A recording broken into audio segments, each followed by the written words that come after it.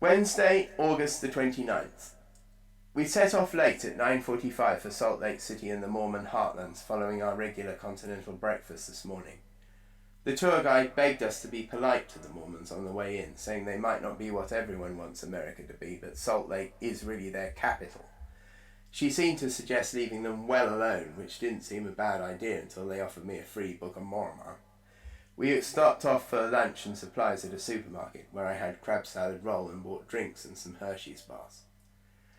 On arriving in Salt Lake, we went for a tour of the Mormon temple complex, and boy were there some pretty Mormon girls to show us round.